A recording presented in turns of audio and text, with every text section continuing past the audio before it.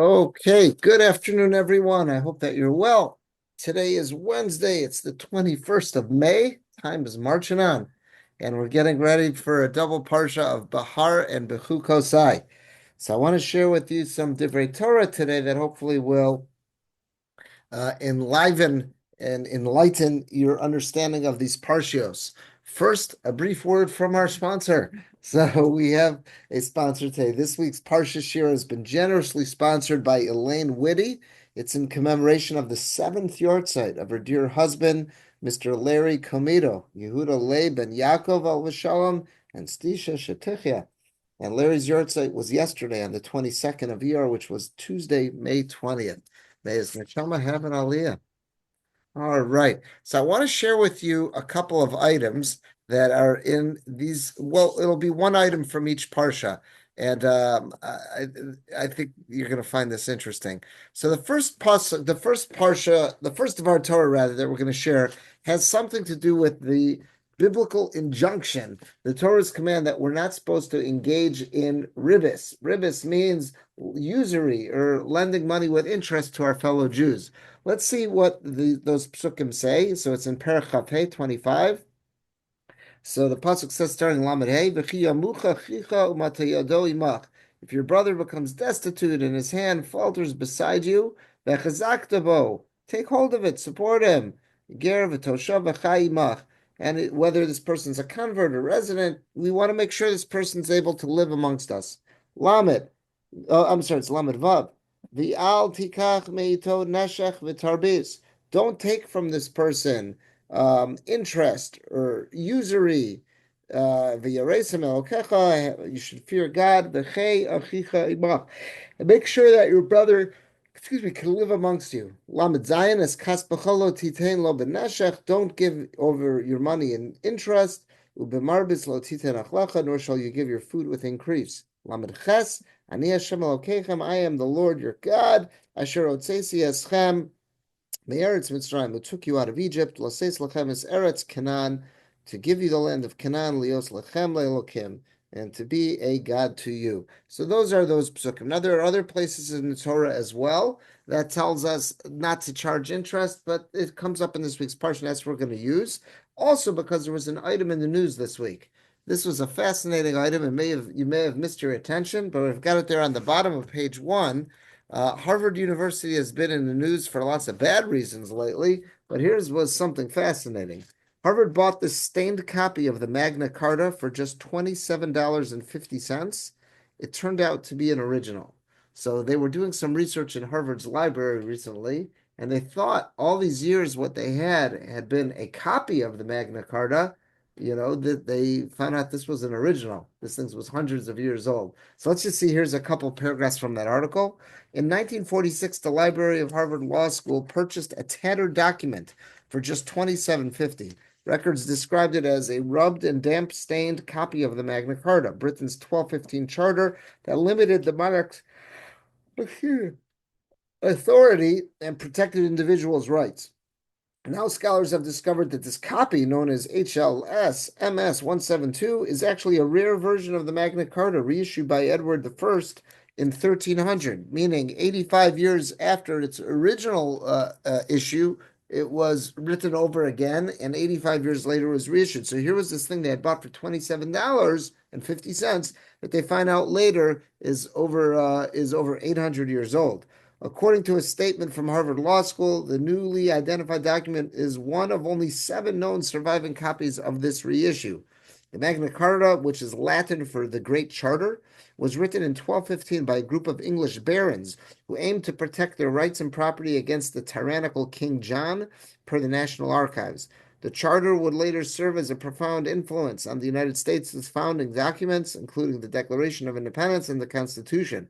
4 known copies of that original issue survive today. So there was only 4 of the 1215 one, and they said that there was 7 of the 1300 one. And Harvard realized here they had only bought it for $27.50. This is one of those 7 from 1300. And let's see the last paragraph there. How did an original 1300 Magna Carta end up at Harvard? In 1945, a Royal Air Force veteran who had inherited the document sold it at a Sotheby's auction where it was incorrectly dated to 1327. The London book dealers Sweet and Maxwell purchased it for 42 pounds. About a month later, the Harvard Law School library bought the document for $27.50. That's about $450 today. These days, that price tag would probably be far higher. In 2007, a 1297 copy sold for 21.3 million. Not a bad investment. Buying something for $27 and finding out it could be worth over 21 million. Not bad. Okay, what was this Magna Carta? What did it have to do with Jews? And what is it? How does it pertain to our Parshas Hashavua? So I did a little digging and I saw an excellent article. I don't know if we'll have time to read the entire article, but we're going to go to page 2. This was from a Jewish community newspaper out of England. There's something called the JC. JC, I believe it stands for the Jewish Commentator. I'm not 100% sure what it stands for, the JC, but it's an English newspaper. If Benjamin Ehrenkrantz is still here in town, I'll ask him what does JC stand for, because that's someone who wrote Chronicle. That might be it, the Jewish Chronicle. Oh, look at that. I just mentioned, if Benjamin is still here, I would ask him this. There's an English Jewish newspaper called the JC. So Eileen's saying it stands for Jewish Chronicle, right? Does that, I'll ask. Okay, I'll get that clarified over Shabbos. So let's see on page 2. What does the Magna Carta have to do with Jews? And what does it have to do with this week's Parsha?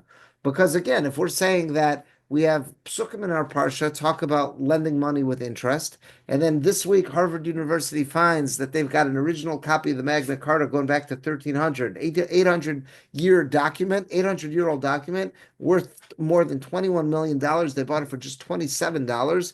So what is in this Magna Carta that relates to Jews? So here's a great article I saw. It was written by a rabbi in England in the Jewish Chronicle. I think you're right, Eileen.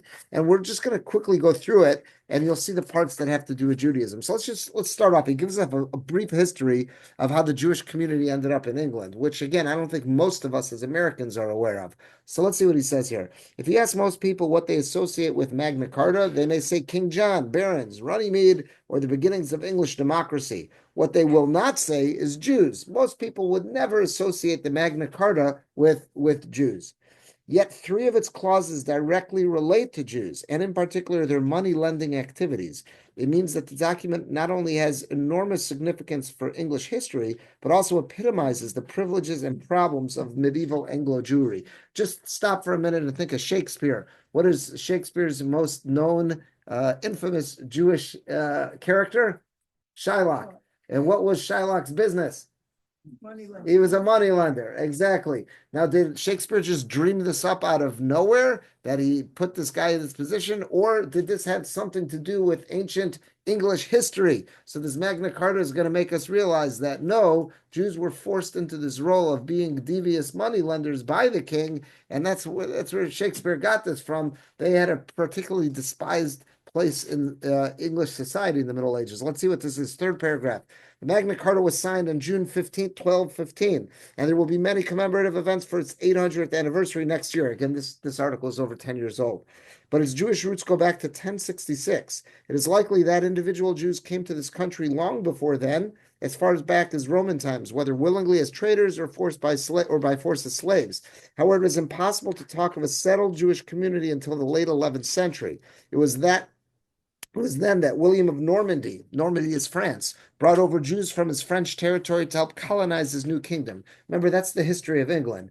William the Conqueror, he's called William the Conqueror because he comes from France to conquer England. And he speaks French, and we're going to see he invites Jews from Normandy, from France, to come over and be part of his new kingdom. The first Jews to arrive probably settled in the London area, either because it was one of the nearest points of entry or because it was the seat of royal power. The latter was important as the Jews were outside of the traditional feudal system, which was based on land and allegiance to local overlords, from serfs to squires to nobility to the monarch. As Jews did not have a set place in this hierarchical chain, a niche had to be created for them, and their right of residence was made dependent on the will of the crown. It was a two-way relationship, they being answerable directly to the king and the king being their protector. When their legal status was formalized, they were described as chattels of the king and physically belonging to him. In fact, like property, the king could mortgage his entire Jewry when needing to raise revenue. He could also tax them directly without permission of parliament. The crown's fiscal power over Jews meant that it was in the king's interest to ensure their safety, although more for his benefit than theirs. The total subservience of the Jews to the crown was codified in graphic detail by John's son Henry III in his mandate to the justices of 1253, which declared, "No Jew remain, I think shall remain in England unless he do the king's service, and that for the hour of birth, and that from the hour of birth, whether male or female, serve us in some way." So again, clearly seeing the Jews as their golden goose, as their property. William encouraged Jewish migration here for two reasons. First, it was obviously useful having people who were both French speakers and loyal to him. On the continent, Jews tended to be an urban people. The continent meaning in Europe proper, not on the island of England. They were an urban population, not tied to the land and farms, much more mobile than most sections of society, and so were more amenable to uprooting and crossing English Channel. Okay, now I've got to bold it because this is really where it gets important and ties into our parsha. Second, many of them, meaning the Jews, performed a very useful economic function as moneylenders. This was not a matter of natural aptitude, but of biblical interpretation. The Bible permits money lending in principle, but stipulates several times, "You shall not lend upon interest to your brother." So that's in Exodus, Leviticus, and Deuteronomy. And Leviticus, that's this week's Parsha, that's in Behar, where again, you'll see the prohibition about lending with ribis, with lending with interest to our fellow Jews. That's where that is specifically in our Parsha, and those are the psukim we started with. This begs the question as to the definition of your brother, because again, what did the pasuk say? The pasuk was very clear, "V'chiyamuch achicha." When one of your brothers falls on a hard time and sticks out his hand for help him and don't charge interest. So the question is, well, who's considered your brother? It was understood by rabbinic law to mean a fellow Jew, and that as an act of kindness, the co-religionists one should not charge them interest, although one could do so to outsiders. I would just add that it's a little more than rabbinic. That's right in this parsha. It might seem to be rabbinic, but we're going to soon see. If you look on page 4, you see on page 4 before there's a Ramban, a very important Ramban. Oh, you want a pen? Oh, you got that. There's a very important Ramban we're going to see when we're done with this article. But look at the psukim and Devarim. These are, remember in this article, he said there are 3 times in the Torah where we're told not to lend with interest. One's in Exodus, one's in Leviticus, and one's in Deuteronomy, Devarim. Look at the one in Deuteronomy, which is on the middle of page 4. It says, "Lo sashich la'achicha neshech kesef neshech ochel." Again, we shouldn't give interest to your brother when it comes to interest on money, interest on food. But look at the next pasuk. "Lanachri tashich." If you want to charge interest, you could charge it outside the family, charge it to a Gentile, but don't charge it to your brother, meaning to a fellow Jew. So, in other words, in this article here, which I think is a very good article, I think that's just one thing he may have missed, is that it's not just rabbinic interpretation that says that while that we can't charge interest to Jews, we're allowed to charge interest to Nachrim, to non-Jews. The Torah is very clear about that. Yes. What does it mean that they mortgage their jewelry? Who do they mortgage it to? Let's say they wanted to take a loan from a bank. They had, yeah. So, or let's say from Parliament, whatever it was, and they say, "Well, I've got 50 Jews here in my town, and if I don't repay my thing, you can have my Jews." They saw the Jews as their property, as their chattel. You own them now. They're yours. They're your golden goose. You could steal all their stuff. Everything I'm doing from them. Property and their possession. More than that, you're going to see their role that they played in society was their money lending. We're going to see here. They were put in a terrible position by the crown, and he was basically mortgaging them. I don't know why any of them wanted to ever go back to England. When did it change? We're going to see. He's going to talk about that in there. But in middle age times, they were prevented from being part of any other industry. And they couldn't be landowners. They couldn't take part in other trades or guilds. They were only there to be money lenders, and which was the most hated role in society because they were being forced by the king to charge this exorbitant rate. And the local peasants, who are they going to take their wrath out on? They're not going to go up against the king who's got an army. They'll take it out on the Jew. Hence, we're met with a character of Shylock. It doesn't come out of a vacuum. This is where it's all comes from. Absolutely terrible place to be. We should thank God that he put our neshamas into this earth when he did and in the place that he did. I mean, in the long course of Jewish history, we didn't have it good. And after the Beis Hamikdash was destroyed, let's see. We're up to this last paragraph on page 2. This begs the question as the definition of your brother. It was understood by rabbinic law to mean a fellow Jew, and that as an act of kindness to co-religionists, one should not charge them interest, although one could do so to outsiders. Going to page 3. In the Christian world, however, canon law held your brother applied to anyone, meaning there's the brotherhood of man. So when the Christians read the Bible, they made it sound as if, no, this is a humankind prohibition. The Torah wasn't just telling Jews, if you're going to lend to your fellow Jews, no interest. For all humanity, there's no concept of interest, which again begs the question, if I rent you my car, am I allowed to charge you money for usage of my car? Yeah. If I want to rent you my horse, can I charge you charge you money for the use of my horse? Yeah. So why is money any different? If I want to lend you $100 I'm not using right now, can't I charge you rent for the use of my money? What's immoral about interest, more immoral than it is? The Torah doesn't tell me to be a chesed machine when it comes to my horse, that I have to give it out for free. It doesn't tell me I got to be a chesed machine when it comes to my car. What is it when it comes to money? We're going to see the Ramban will tell us about that. But just to understand, our perspective, Jewish perspective, was there's nothing immoral about interest as long as everyone agrees to the rates. The same way there's nothing immoral about asking for a fee to borrow my horse, my car.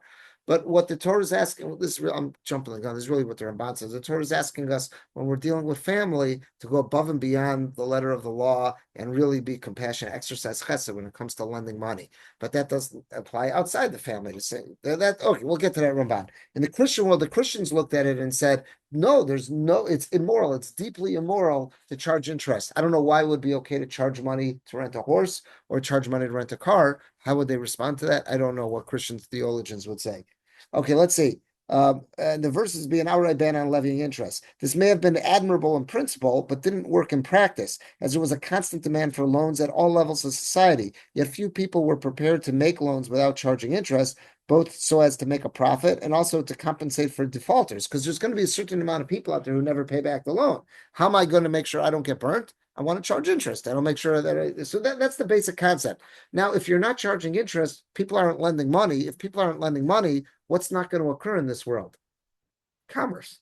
Because the whole concept of buying, selling, trading, people need to borrow money in order to buy goods, need to borrow money to build buildings. The wheels of commerce are going to come to a grinding halt if people can't take out loans. So the Christian world quickly realizes we've got a problem. We're interpreting the Bible to say that you can't charge interest to anybody.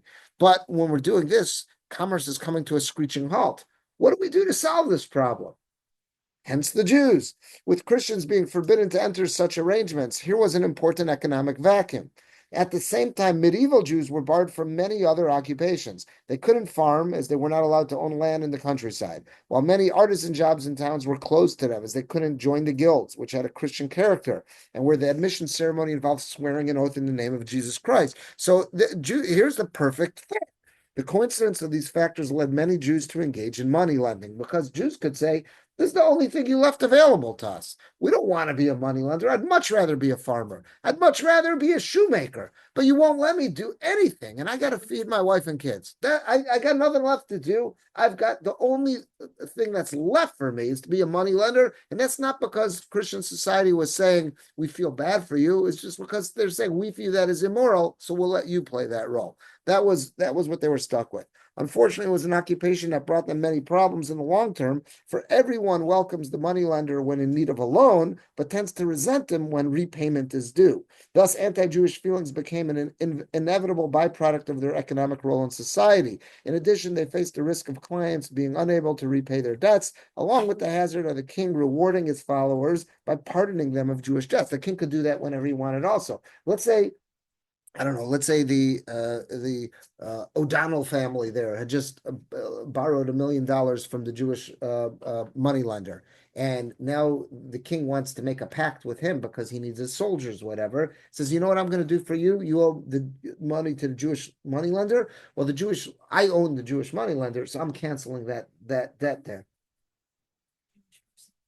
So we're going to see a little bit more about that soon. So let's see. Thus, anti-Jewish feelings became inevitable. Okay, we did that. Next paragraph. Of course, there were Jews in other trades too, whether within the community like a teacher or a shochet, or in the wider society. Money lending was certainly a Jewish occupation, but not all Jews were money lenders. Okay, here's the bold paragraph. Let's get to this. The barons were among those who most disliked Jewish money lending activities, even though they themselves made full use of them. Not only did they dislike the interest they had to pay, but they were appalled at how Jews were indirectly bolstering the power of the crown at their expense. What happened was that if landowners could not pay their debts to the Jews, they forfeited their property that they had put up as collateral. As Jews couldn't own land, where did the property go? To the king. This then reverted to their master, the king, who systematically built up his holdings. It meant that the Jews were accidental agents in a substantial land transfer to the king and in increasing his power nationally. There was another very particular concern that barons had. If they were killed in battle or died through some other means before they had paid off their debts to the Jews, it would then fall to their estate to pay, and they had seen the effects that mounting interest might have on underage heirs and widows. This led directly to two Jewish clauses in the Magna Carta. So we're just going to see now, here are in that historic document that all these barons forced the king to sign in 1215. I think there were 60 some odd points that were in there. So it says that two of them specifically pertain to Jews and money lending because this was such an important aspect of their society. Let's just see what they are. It's items 10 and 11. 10, it says, if anyone has borrowed from the Jews any amount. This is the wording. That's how it's listed in the Magna Carta. It's written in Latin, but that's how it's written. If anyone who has borrowed money from the Jews in any amount, large or small, dies before the debt is repaid, it shall not carry interest as long as the heir is underage. Meaning, interest is only going to kick in. Interest is only going to kick in once that heir is an adult. But as long as that heir is a child, interest shouldn't start now, because that could mean for the next 10 years or whatever, it's going to be compounding would be awful. Of whoever he owes, and if that debt falls into our hands, meaning if the Jewish creditor dies and the king takes over his bonds, we will take nothing except the principal sum specified in the bond. So basically saying if the Jew dies and now the king is the one collecting through some legal mechanism that he may have set up because of with Christian doctrine, we're only paying back the principal, we're not paying back the interest there. Okay, next one, 11. And if a man dies owing a debt to the Jews, his wife may have her dowry and pay nothing of that debt. So she just basically it's canceled. Give the wife her dowry, let her keep her dowry, and doesn't owe her husband's debt. And if he leaves children underage, their needs shall be met in a manner in keeping with the holdings of the deceased, and the debt shall be paid out of the residue, meaning whatever's left after taking care of the wife and kids, saving the service due to the lords. Debts owing to others than Jews shall be dealt with likewise. So basically, here it is. They're protecting themselves within this Magna Carta because they're saying about how they felt that they've been abused by the king's system that he has brought in these outsiders. You can just see, I mean, from these lines, the role of that Jews held in society. They may have lived there, but they were not embraced by society. They were the ultimate outsider. They were hated by society, and that's where a character like Shylock that now becomes a little bit more understandable where he comes from. Just one last bolded thing there: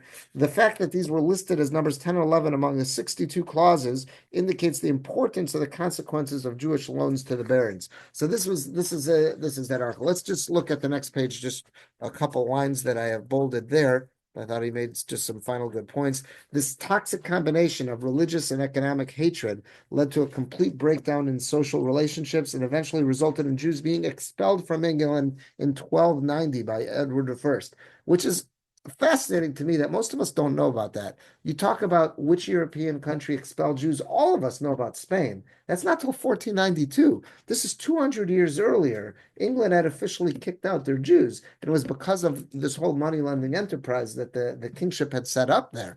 But again, most of us don't. Again, English Jewry knows this well, but most of us in America, we all know about the Spanish expulsion. Most of us don't know about this.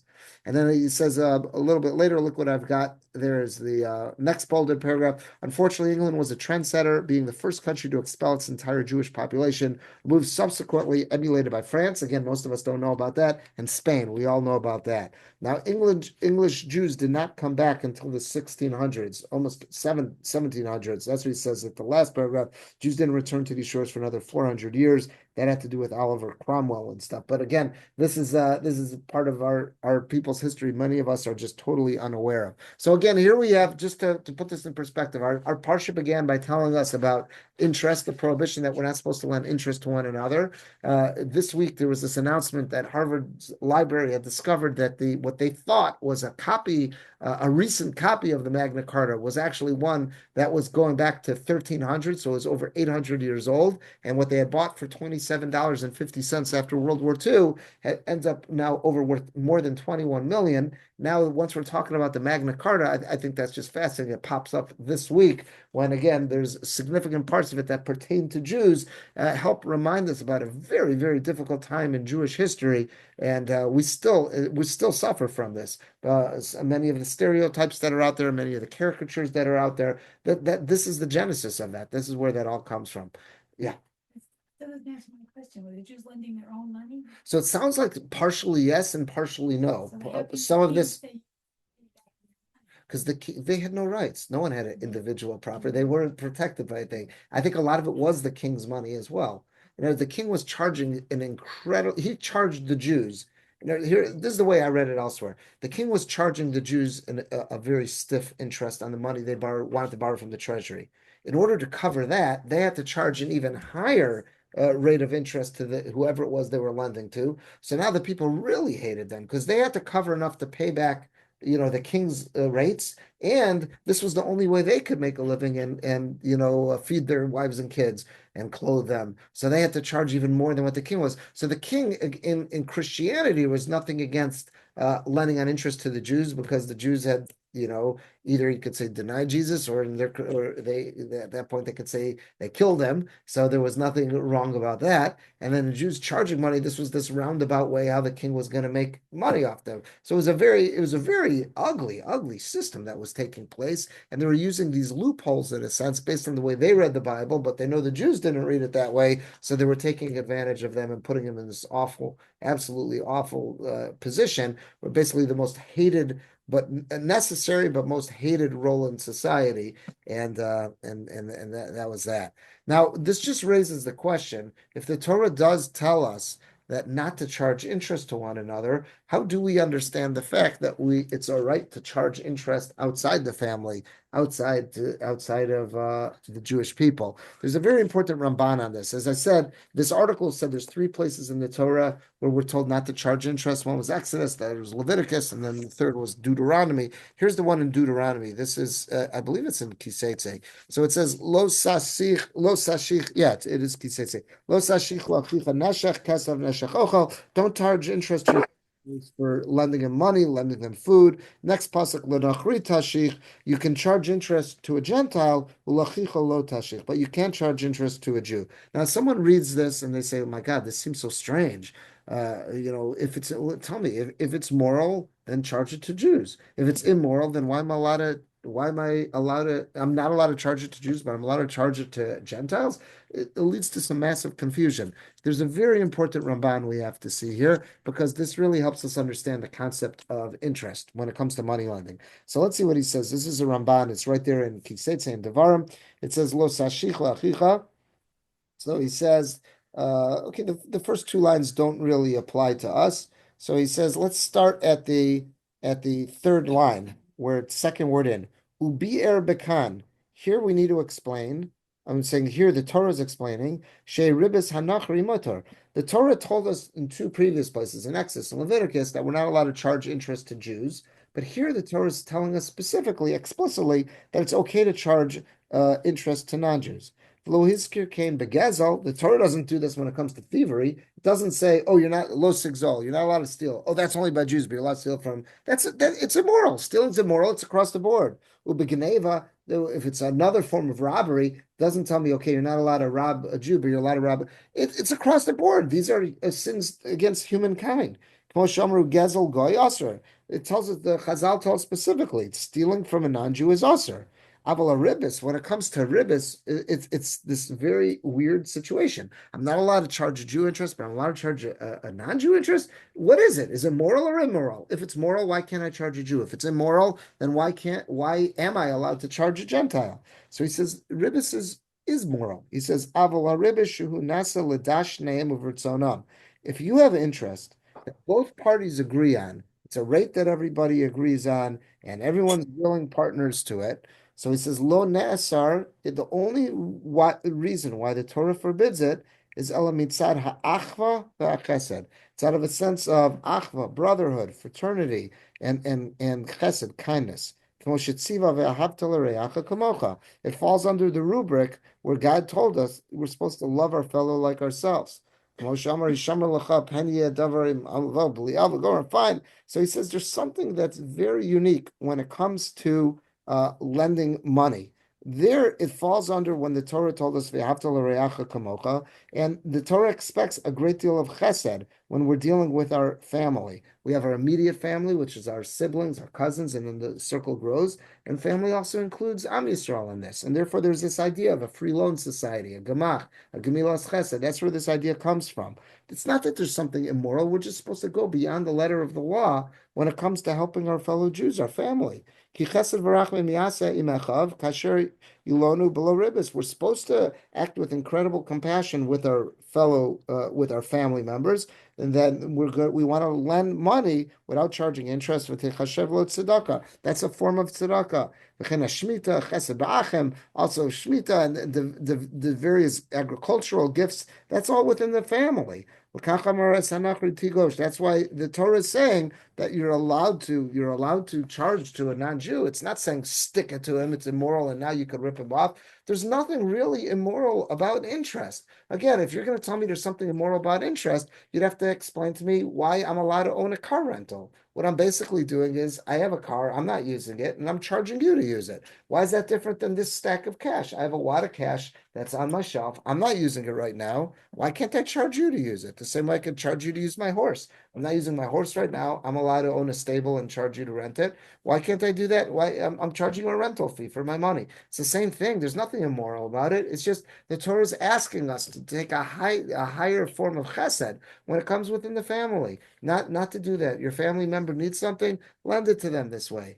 Okay, outside the family, I'm not expected to have that same degree of chesed. That's why I'm allowed to charge interest. But it's not that there's something immoral about interest. As long as both parties agree to it, it's reasonable. No one would agree to it if it wasn't reasonable, but as long as it's reasonable and everyone agrees to it, there's nothing immoral about it. I think that's a very important Ramban to know because, again, money lending has gotten a terrible rap.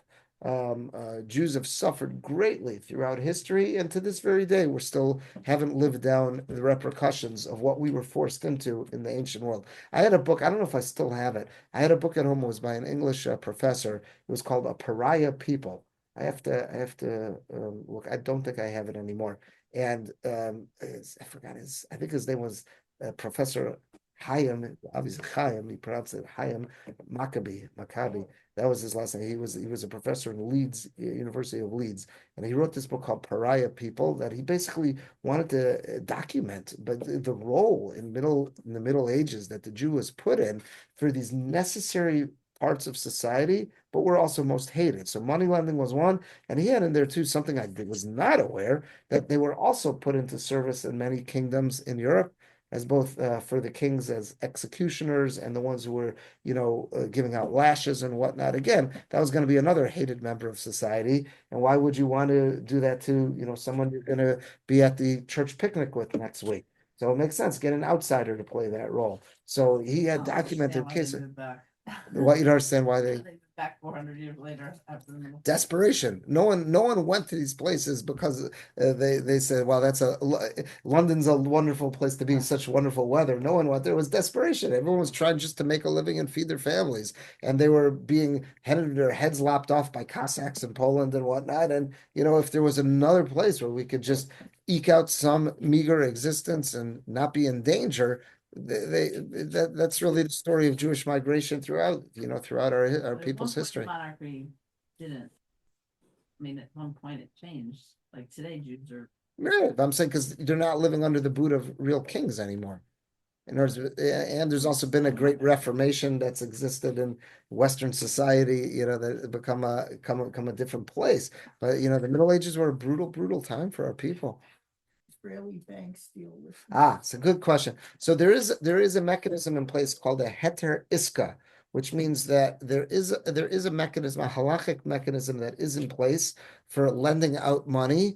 And I think what it does in a nutshell is it basically makes it that it's not between an individual, but rather it's coming through a larger corporation or a based in or something of that. It's some way to take it off of an individual. I'm not 100% sure. I meant to look that up this week to get just a layman's understanding of how it works, but I didn't have a chance. What I do know is that a friend of mine told me that he once was so touched by this. He was visiting Israel and he had to go into a bank for something to fill out some paperwork. And he saw that hanging on the wall in the bank, the same way you go into a restaurant and there was a tuda, no sign that it's kosher. They had this heter iska hanging on the wall in the bank saying, we just want to show.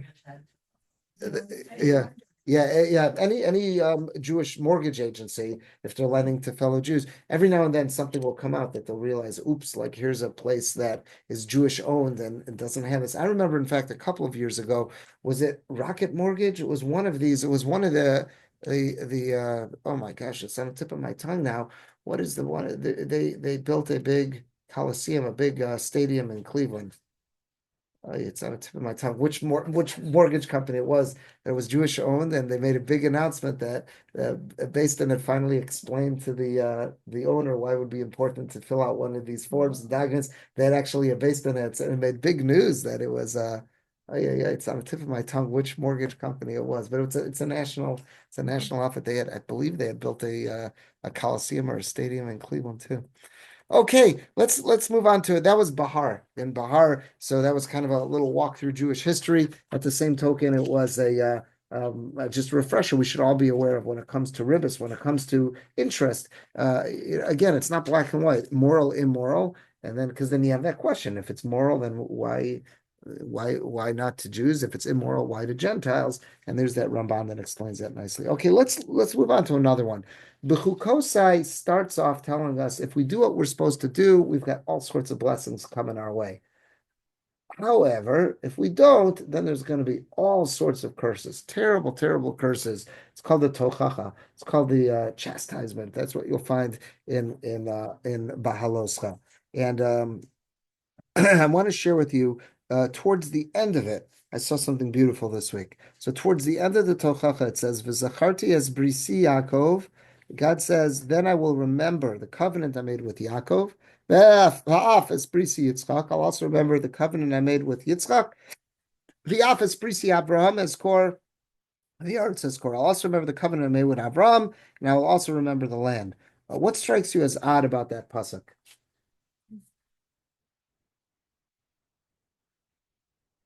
Make a covenant with the non. No, it's in the wrong order. There, that's what I was looking for. The order's off. We always speak about our patriarchs, the order they live. We'll always say Avram, Yitzchak, and Yaakov. And here the pasuk says, "I'm going to remember the covenant I made with the patriarchs, with the Avos, and they are Yaakov, Yitzchak, Avram." You're going from last to first. We never go with that order. So it's and then Eileen, I think you were going to say, but how do you make a covenant with the land? Is that what you were going to say? Understood. There was a period, and then he started a new center. Oh, and I will remember the land. Okay, so let's see. So this question is one that Rashi is going to pick up on, the one that Shali just raised, which is what's with the order. So Rashi quotes the Sifra, that's one of the Midrashim, and it says as follows: "Zacharti es brisi Yaakov, lama nimnu achronis." Why are the forefathers mentioned in the reverse order? You're mentioning last to first. So it says Klomar, it's as if to say as follows. We have this idea in Judaism that the original was always closer to God, right? The generation that stood at Sinai had a closer connection, and as time goes on, we're further removed. So we assume that's also true of the Avos. Avram had a special relationship with God, followed by Yitzchak, followed by Yaakov. That's what we would assume. So Rashi's quoting the Sifri, telling us as follows. Klomar, it's as if to say, Kedayu Yaakov. You know how worthy Yaakov was? Even though Yaakov is the last of the Avos, and in a sense, you might say he was the smallest, he was the one of least stature of those three, even he was so important that Yaakov himself, all I really need to do is look back at Yaakov. And that would make me favor the Jewish people. Bimeno Kedai, and if let's say the Jewish people sins to the point where looking at Yaakov's not enough, Hare Yitzchak imo, he's got Yitzchak as backup. and I'll look at just Yaakov and Yitzchak, and then everything will be fine.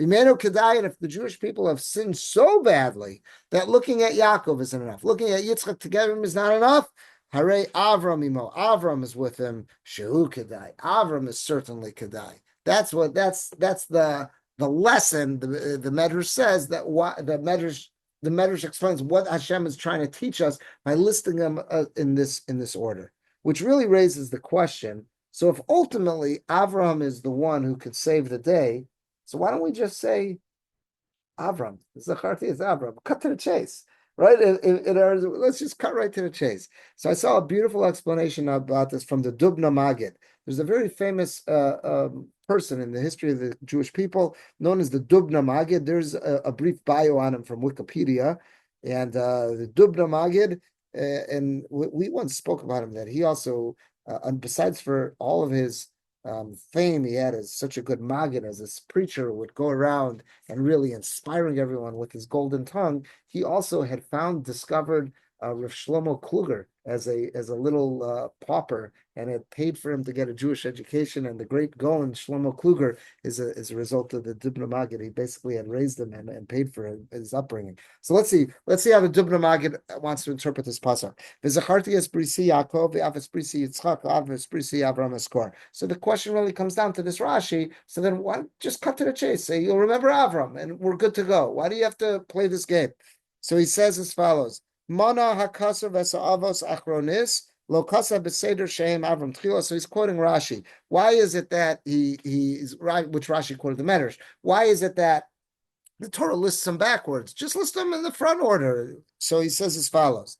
Nira b'tamadara. In order to explain this and really get to the question about, so nu just tell me Avram and then you solved everything. So in order to explain this, he says as follows. Al derech, he was always good with a mashal.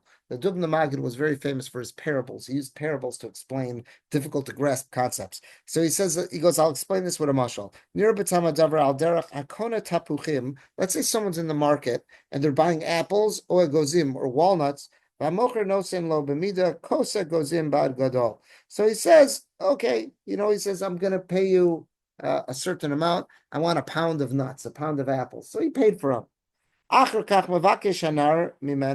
And then what happens is the kid who was there, he says, you know what? Can you do me a favor? I have a request. Can you add Bez V'Gimel? Can you add just another 2 or 3? Come on, do me a favor. Can you add another 2 nuts, another 2 apples, whatever? And the seller says, yeah, I'll do you a favor. I'll add another 2 or 3. There's another kid who's standing nearby, and he says, wow, look at that. This guy's a real softie. All you got to do is ask for 2, 3 nuts, 2, 3 apples, and he gives them away. He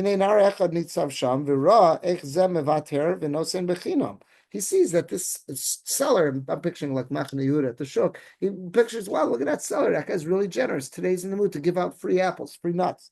So he says, could you do me a favor? I'd like a nut or 2. Can I have some?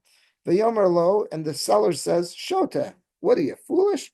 Hello, Anarazeh, the first kid, who kana etzli midachas. He bought a pound worth of apples. So fine, I'll do him a tova. I'll do him a favor. V'osafti lo mat yeser alamida kano. So I always add on. I'll give a baker's dozen, right? That's the concept of baker's dozen. You're already buying 12. I'll throw on a 13th. So I'll do that for him because he already bought 12. But you, lo kanisa mu'uma. You just popped in. You didn't buy anything from me. How could you ask to give me the freebie when you never even bought the main purchase? The whole concept of a baker's dozen is you're already buying 12. I'll throw in a 13th. If you didn't buy 12, that doesn't mean, okay, that bagel shop, they're just in the habit of giving out free bagels. No, it's if you buy 12, we'll give you a 13th. That's what he's explaining. And we all get that. So now the Dubna Maggid wants to say that's what's going on here with this Medrash that Rashi quoted. Kena davar. This is exactly what's going on here. If the Torah said, I had, you know why I'm going to love you, Jewish people? Because I remember the covenant I made with Avram. And even if it would say, V'afes brisi Yitzchak, I also remember the covenant I made with Yitzchak. You know who would come forward? Not just Jews. Who would come forward? Who else claims their lineage from Avram? Children of, Of Keturah, of Hagar. So all of a sudden, our cousins, the Ishmaelim, would come forward. If it says that I'm going to remember the bris of Avram, if it says I'm going to remember the bris of Yitzchak, what other cousins do we have that has Yitzchak as a father? Esav. And now we'd have to share all this. So that's what he's saying here. Ken Adavar imakasav vayomer zacharti es brisi Avram. Afas brisi Yitzchak. Hayubam gam Esav Yishmael. Esav and Yishmael and all their descendants would come forward. Vivakshu gam heim l'skor lahem bris Avram v'Yitzchak. Shema b'neihem. We're also offspring of Avram and Yitzchak. That's why the Torah was wise. And the Torah says, Vasa Iker, in the Torah, by switching the order, flipping the order, it's saying, who's the most important here? By putting Yaakov first. Yaakov's the Iker. So by putting Yaakov first, Vasa Iker Me'es Yaakov, by saying the order is a priority, who's God's going to remember, is I'm starting with Yaakov, then Yitzchak, then Avram. So he starts with Yaakov, showing that Yaakov's the Iker, Vamar Tchila v'Zacharti es brisi Yaakov, and then secondarily I'll remember Yitzchak. And then third, I'll remember Avram. Klomar, Osif Gamzos Viata Einod Mokom al Esav Yishmael. Now there's no place for Esav and Yishmael to step forward and say, give us some special treatment. Shivakshu Hosafa, because let us have the baker's dozen. Imein lahem ikar. They don't have the main sale. They don't have a connection with Yaakov. By Hashem phrasing it this way, that I'm going to remember Yaakov, then Yitzchak, then Avram. Hashem saying the main ticket to be remembered is you got to be a descendant of Yaakov. There's only one people in this world who can step forward now. It's Am Yisrael. Now the others who are coming in asking for the baker's dozen will say, you're not the ikar. You're not part of the ikar. Being part of the ikar, being part of the main group, that was Yaakov. Now it's just as ridiculous as that kid who wants to come over to the person saying, can I have a free bunch of walnuts or free apples as well? I want the baker's dozen, even though I never bought the first 12, then they just get excluded. So that's how he wants to give an explanation to this Rashi. Thought it was a very nice idea, but what he's trying to say here is he's saying there's a difference. Yes, we may have these cousins, distant cousins that are out there, and they may want to claim at some point that they've got so much in common with us. We share this common heritage. We've got so much in common. We have some in common, that's true. But ultimately, what we have to remember is we are the Bnei Yisrael. Bnei Yisrael means, yes, we have Avram as in the far back mirror. We've got Yitzchak as well. But ultimately, unless we're coming from a combination of all three, Avram, Yitzchak, and Yaakov, that's not the Amanivcher that HaKadosh Baruch Hu chose and that HaKadosh Baruch Hu wants to shower his goodness upon. So it's not... Correct. And exactly, and that's why I think another point, it hit me after this, I was thinking about this, we never refer to ourselves. Again, when we want to look at the common denominator that the monotheistic religions will have, we'll say we're the Abrahamic people or something, but we never refer to ourselves as the Bnei Avraham, because saying Bnei Avraham, it's not exclusive. That would refer to so much more. When we want to refer to the Jews, we call ourselves the Bnei Yisrael. And we're Beis Yaakov. That's what we are. We're the house of Yaakov. We're Bnei Yisrael, and that's what makes us exclusive. It's something to think about. It's so I think it's something. And also, again, the way that Dubna Magid is explaining this is that, again, by creating that mashal about that baker in the bagel shop wanting to give out the baker's dozen. Again, that's the imagery there is of this generous patron at a store who just wants to share his largesse with us. But that's how he's asking us to look at HaKadosh Baruch Hu in this mashal here. I thought there's something very special about that as well. Doesn't refer to Bnei Israel or Bnei Yaakov or whatever. Yeah. It just talks about and no descriptive of the young then they're talking about the Arab rock. Have you ever heard that?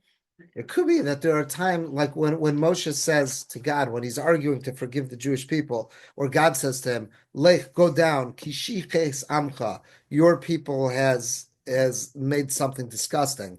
So amcha, there Rashi says amcha is talking about your people, meaning that Erev Rav that you accepted in. In other words, in those conversations, that's I think I've seen that before. Yeah. On the first page, there's number 38. Yeah. How many times is that repeated? Ani Hashem Elokeichem asher hotzeis Yisrael me'eretz Mitzrayim. So that comes up a lot. That God, how he identifies himself is that, Am Hashem, and because how do the Jewish people relate to God? This is the generation that left Egypt. So they relate to him as with that awesome God who broke us free from that bondage that we were under. That's how Hashem identifies himself very often in the Torah. All right. Well, thank you very much. Thanks everyone for joining. I hope this was something. Again, this is a piece, definitely a piece of Jewish history that has some difficult aspects to it, but I hope it's something that we could also find